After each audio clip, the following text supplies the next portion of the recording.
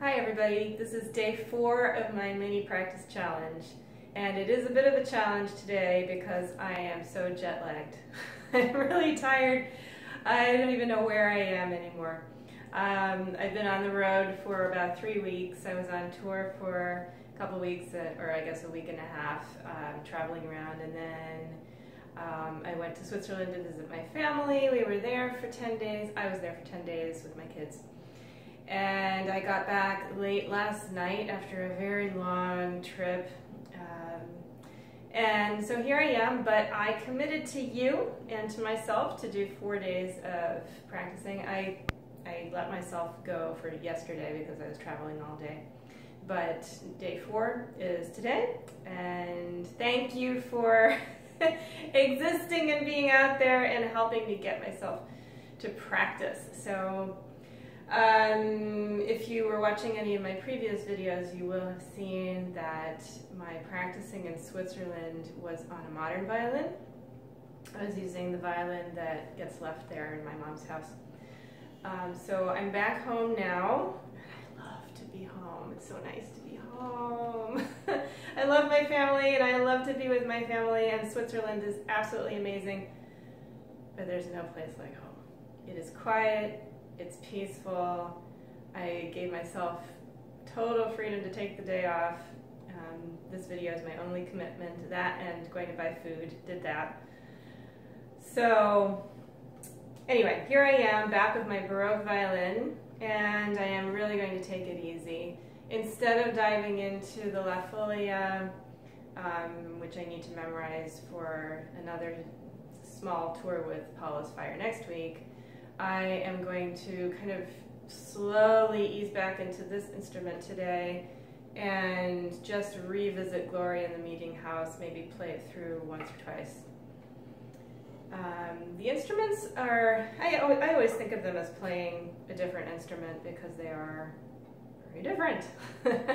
It always feels a little funny switching, although really for me, it's actually, I'm lucky, it's pretty easy to switch, so it'll just take me a couple minutes to familiarize myself with it and start to feel at home again with my instrument. At home, here, at home, and at home with my instrument. That's what I want to do today. Find myself at home, find my ease. Again, this 4-day practice challenge is all about paying attention to my well-being first, and today that means slow and easy and minimalism. Oh, that's the other thing I wanted to talk about today, actually. I've really been getting into this idea of minimalism in simplifying one's life. And so I'm not going to talk more about that today, maybe in another video, but it's really capturing my imagination, and today it occurred to me to ask myself, how can I apply a minimalistic approach to my practicing? Actually, I already do that because if you know me, you know I don't practice a lot. I do the minimum already, but I want to do it more intelligently, more effectively. So anyway, just this thought of doing what I'm doing with the least possible amount of effort, but also the greatest efficiency and effectiveness. That's what this is all about. So just keeping that in the back of my mind, and wanting to apply that kind of outlook to everything I do. And of course, the way I live, actually, not just what I do, but how I live. And actually, the Alexander technique is perfect for that. It's already about that. So nothing really new, but somehow today, I just have a little bit, it's just a little bit of a different color that I'm bringing to this thought of minimalist practicing. So, starting from scratch, here I am, noticing where that is, noticing that I'm in a different time zone, so it feels weird, 6 hours off. And I'm asking myself, where do I notice a bit of ease? And thankfully, I notice a lot of ease today. There's no pressure today. It's completely a recover from trip day. So yes, I'm noticing ease in my belly, arms, neck, back, legs, feet. Now bringing my attention to my head neck area as always. How easy is my neck, forehead, behind. How easy is my neck, noticing ease in my arms, neck, forehead, behind. How easy is my neck? And here's my violin. How easy is my neck? I don't want to get sucked in. How easy is my neck as I lift my arm and my bow? How easy is my neck? Forehead, behind. Just playing with shifting for a moment. It feels different because, there's no chin rest on this one, and my shoulder rest is slightly, it just feels a little different on this instrument without a chin rest. Purists would not use anything as a shoulder rest, but I'm not a purist in that sense. I think it's intelligent to use something to build up this space. So I do it, and I don't care what anybody thinks. Or maybe I care a little bit, but then I take care of myself and bring myself back to noticing ease. How easy is my neck? Oh yes, I was going to practice shifting a little bit. That's right.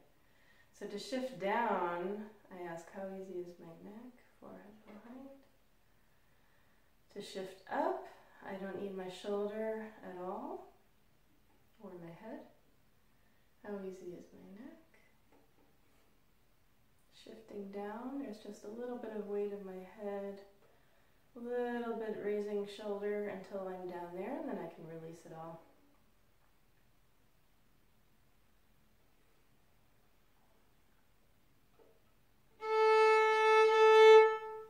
Okay, that was mindless because I just started playing and I wasn't consciously thinking about what I was playing or why, and my attention got sucked into here and into habit, and the habit is to try to make a nice sound. So I wanted to bring myself out of that habit. I'd like the intention of nice sound, but that is a very general, non-direct goal. It's a secondary goal. My primary goal is to pay attention to my ease, centeredness, asking how easy is my neck for my well-being, and my optimum coordination.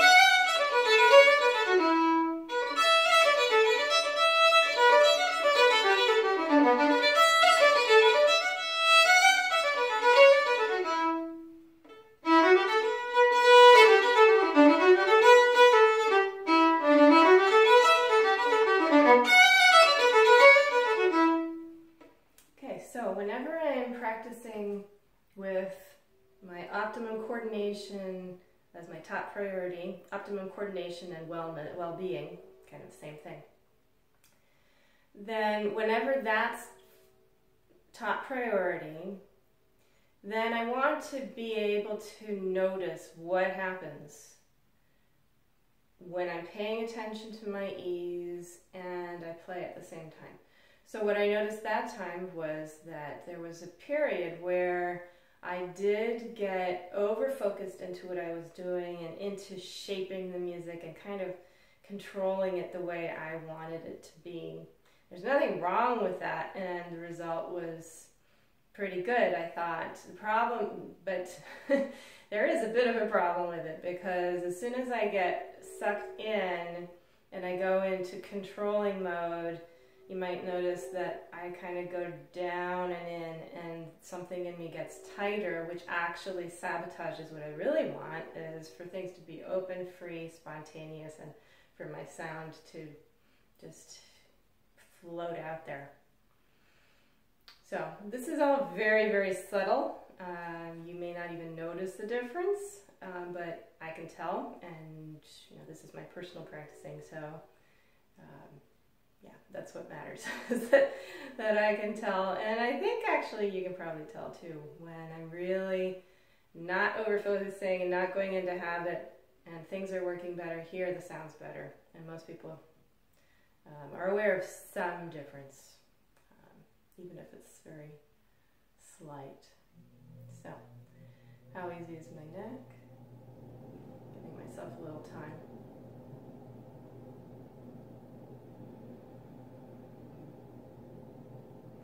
So this is the section where I started to notice that I was getting tight.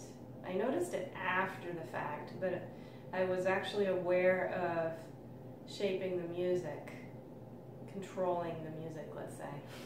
Not so positive. Shaping sounds nice, controlling doesn't. How easy is my neck? Forehead line.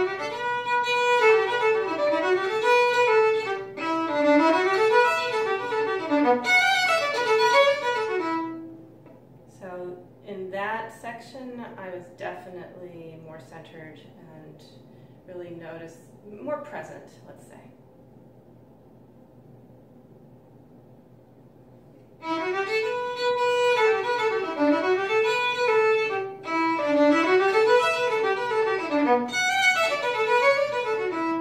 See, I can actually tell that my sound is more open than the first time I did that. So I'm going to start at the beginning again with this in mind. Open self, open sound.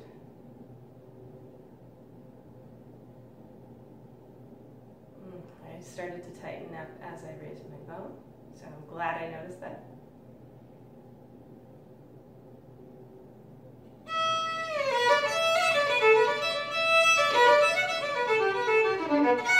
Whoops, got lost. How easy is my neck? Sarah. Forehead.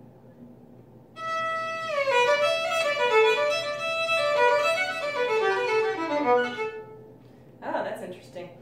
So my memory of this passage is really associated with a little bit of excess tension. So I got rid of the excess tension and I kind of lost my memory. So that means that it just tells me, it's really useful information. It means that if I want to play that passage with less tension, I need to kind of revisit the memorization of it without that added set, that set tension. So it's not part of the whole thing of playing that part. So, how easy is my neck?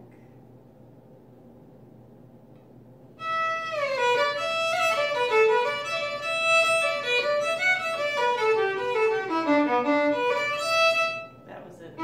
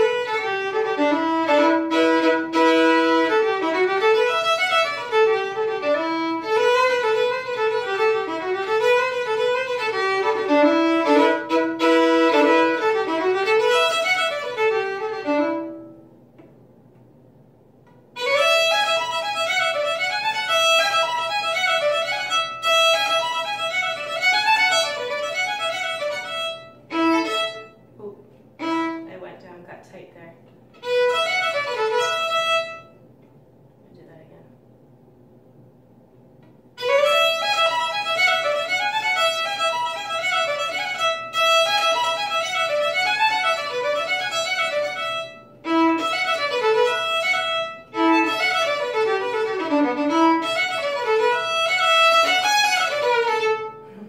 Got tight, and my sound got tight too. Ah.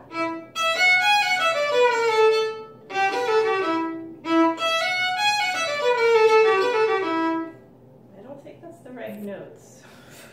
Oops. It's again that phenomenon of learning it with excess tension that becomes part of the whole set. So when you take apart one of the puzzle pieces, the whole thing kind of can fall apart. And that tension is a big part. So, how easy is my neck?